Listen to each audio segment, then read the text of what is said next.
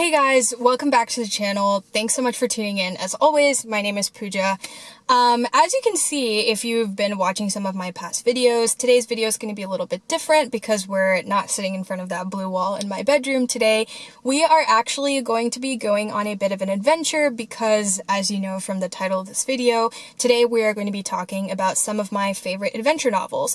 So I'm actually here at a hike at a local park that's near my house. I've never actually been here before, but I've heard it's really beautiful and it is a really nice, kind of cool-ish for a summer morning here on a Saturday. But yeah, we're just gonna go on this hike and talk about some adventure novels, so it should be pretty fun. The other thing is, it's also my first time like vlogging-ish in public, and I definitely like came here and I'm seeing a bunch of cars now and I'm like, was this such a good idea? But here we are, and I brought all this stuff here, and I've driven here, and I've come here already, and so we're just gonna do it, and not feel embarrassed about it, and, yeah, I don't know. We'll see how this goes, but I'm excited, and, yeah, so I will see you when we get on the trail.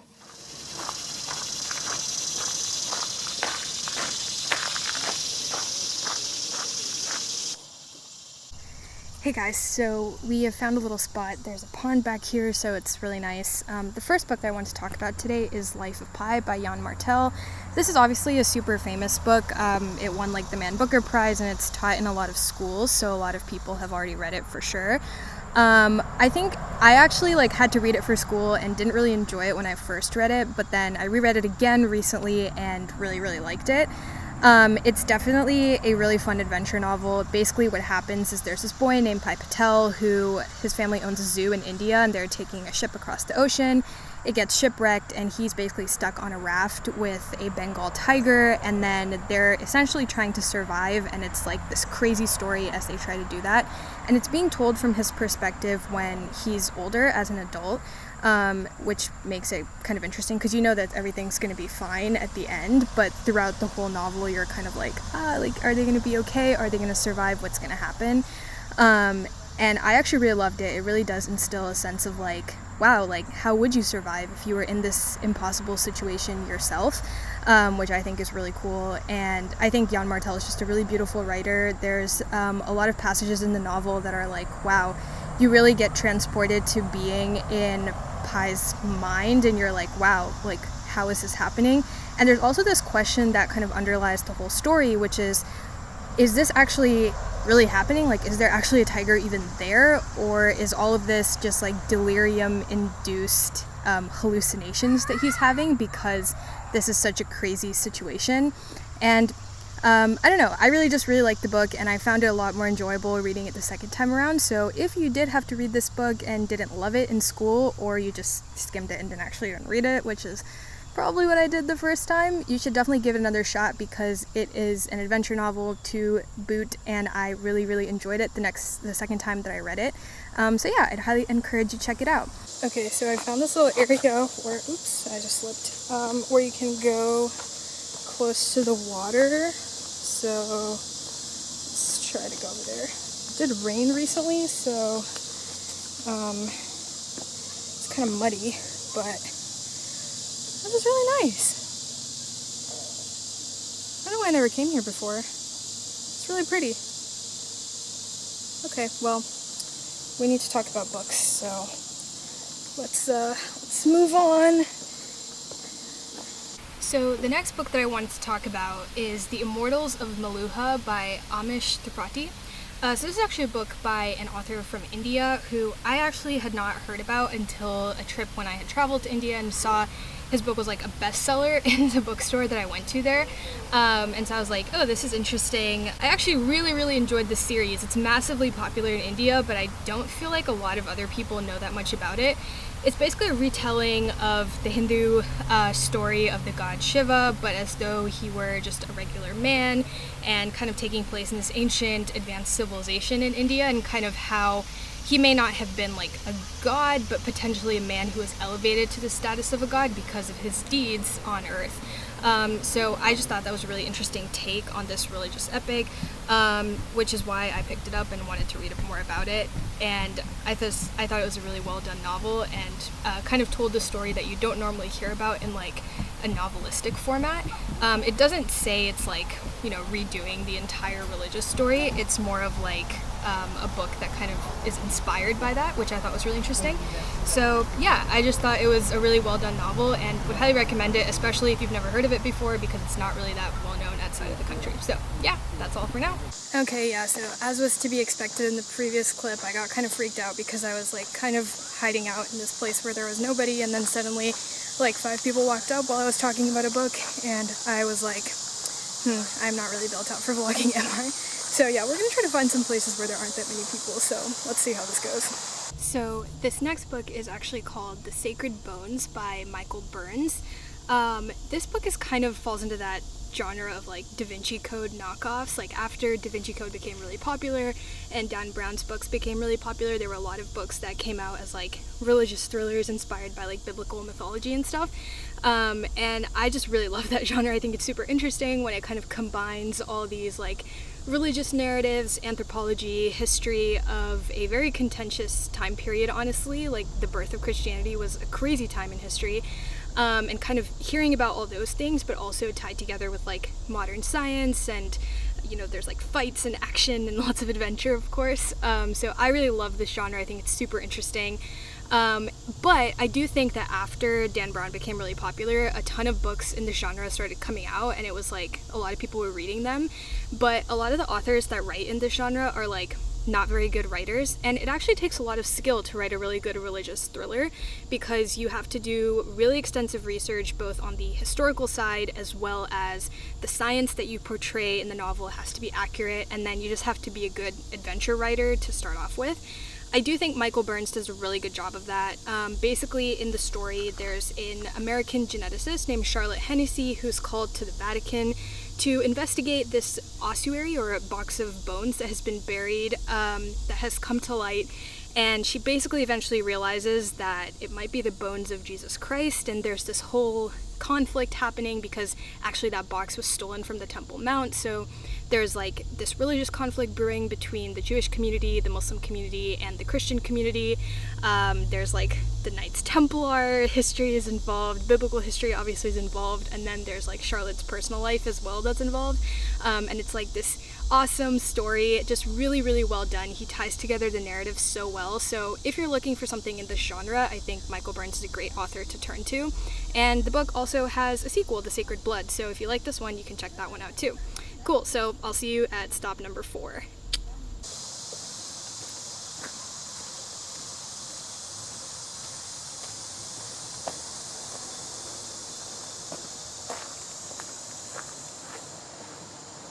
So this area is actually like really nice, and I can't believe I never came here before. I think one nice thing that like COVID has made us all do is try to explore the really nice nature that's kind of in our own backyards and really close to our homes, because we can't really travel anywhere as such. So yeah, I think it's like one potentially silver lining.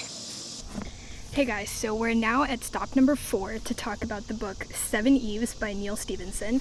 I actually picked up this book because Bill Gates recommended it on his blog, so I was like, okay, if he liked it, it sounds kind of interesting.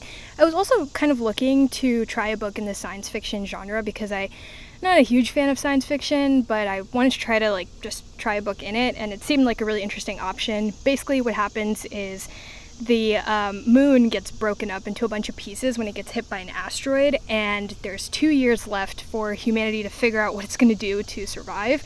And it kind of follows the stories of both like the international effort to preserve humanity as well as individual survival stories. And it's a really interesting like end of the world type of book, which I really enjoy those types of movies, so I thought I would like it. And then that's all I kind of knew about it, and I started reading it, and that's what it is for the first half. But then the second half, it like jumps forward 5,000 years, and it's more of like a Star Wars-esque book where there's this whole new society that's been built up in space, and like they're making their first attempts to like start to come back to Earth because it's become habitable again. And it's like this crazy like science fiction fantasy almost at that point. I think one thing that I really enjoyed about Neal Stephenson's writing is he kind of just like takes these tangents where he goes off explaining the science or technology behind something. I find those like random asides really interesting. I'm the type of person who like will just go into Wikipedia wormhole to like learn some random fact that I'm like just curious about. So I thought that was really cool. Some people may not like it because it definitely like he'll take breaks from the narrative just to like talk about some random piece of science. I just thought it was a really interesting storytelling style, and I really liked the book, and I'm glad that I took Bill Gates's recommendation to read it. It's starting to get really hot. I'm starting to get kind of sweaty. So yeah, this is a really pretty place though. I mean, why have I never been here before? I know I've said this for like the third time now, but it's really, really nice. So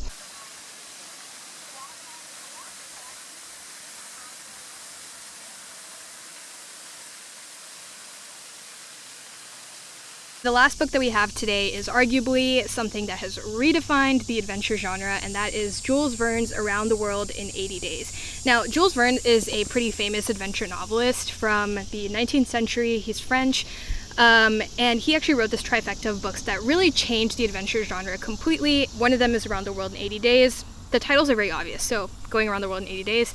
The other one is Journey to the Center of the Earth, which is about digging a really deep hole, essentially. And then the other one is 20,000 Leagues Under the Sea, which is about going really deep in the ocean. I really like Around the World in 80 Days because it sets itself apart from the other two in that it's not like a science fiction book, but it takes place in a world that someone reading at the time could have feasibly done. Like, this book came out after, like, it was theoretically possible to actually travel the world in 80 days using just purely the technology that they had come up with using steam rail and ships and stuff like that. And it was probably a book that really like caused a lot of people to be inspired with a sense of adventure and a sense of like wanting to see the entire world, because now it was easy to do that. And I just think that that's like a really cool thing for a novelist to have done. And in me, I think what I really enjoyed about this is like, it's not even about the destinations that the characters go to. It's really about the concept of travel and the ability that we have to travel to different places because of technology, and just how much it's opened our world. And I think that that really inspires a sense of awe in me. So the story of the book, if you haven't heard of it already, is that there's this rich guy in London named Phileas Fogg, who's like an introvert. Nobody really knows that much about him. But his friends kind of bet him to travel the world in 80 days. They don't think he can do it, and he thinks that he can.